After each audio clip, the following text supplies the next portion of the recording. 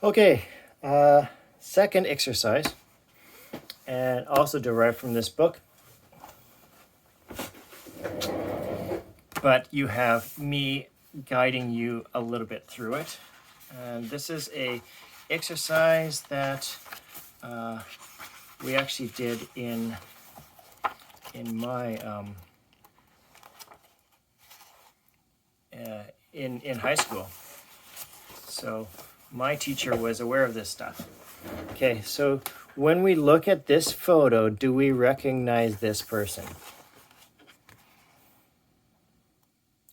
It's Albert Einstein, but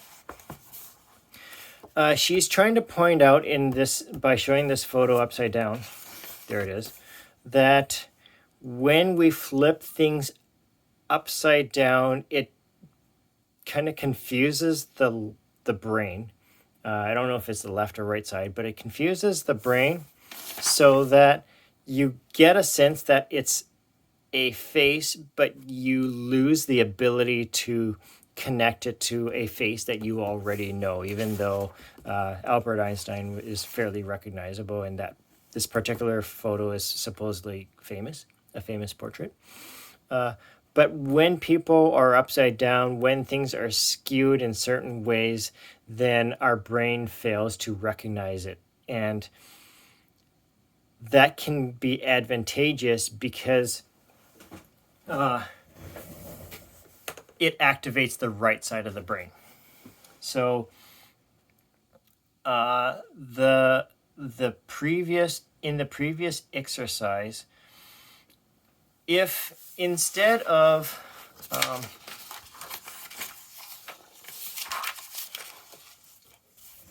hold on a second. Okay, if instead of us naming things and thinking about, okay, that's a forehead and that's a nose and that's a mouth, and that's a chin. Hopefully you've done this already and you're not watching this one out of order. But when you name these things and you go, yeah, that's a person and this is what you imagine what they look like, that is left brain. And then trying to draw it might actually confuse you because you're trying to activate both sides of the brain at once, and you're the hemisphere that would allow you to take this shape and reflect it is the right side. So naming it actually confuses you. According to her theory, I don't. Like I said, I'm really curious to know how everybody did on this. So if you turn it this way and then just followed these things and forgot about that it's a face, and you just go, okay, well, this shape has this certain curve to it. You know, that curve is a little bit like this one, and then it gets shorter and then hits almost a 90 degrees and it goes like boop, boop, boop. And then you try to follow it this way or even this way. According to her research, that when you make it unrecognizable, then it's easier for the right brain to be activated and just evaluate this as a shape and that as a shape and reflect it, and then you're not thinking about what it is or what it means. And I think this is true because this just coming from my years of drawing and learning that there are certain rules to perspective or anatomy, but if you just treat every single thing that you observe and you want to draw and copy as just a set of shapes and lines and shades, and you just reproduce it as just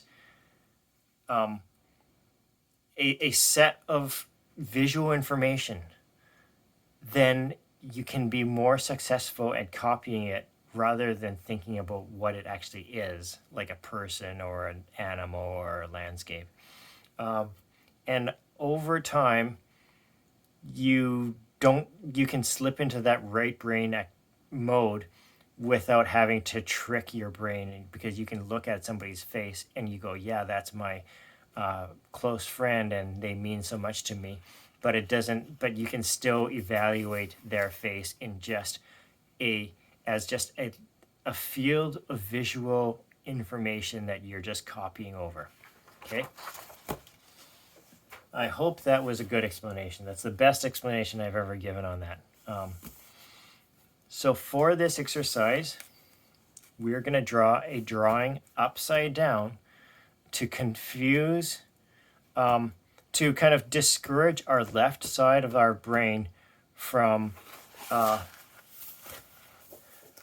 thinking too hard about what a thing is. Okay, so I'm going to put that away.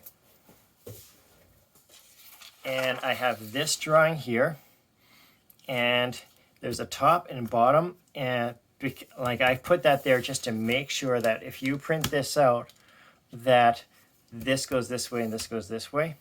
And I could spin this around. You can see that it's a gentleman sitting in a chair, but this is going to be most successful if you do not think about what it is a picture of. And you, like, if you cover the head and you even cover the hands, then you just see that it's just a bunch of lines, right? So we did this exercise in high school, and I remember all of us were quite curious about it.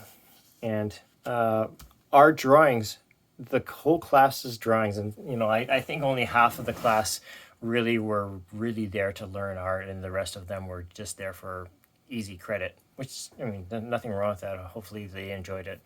But I'm pretty sure the entire class cranked out a pretty good reproduction of the upside down drawing because we followed this technique. You're just moving information from point A to point B.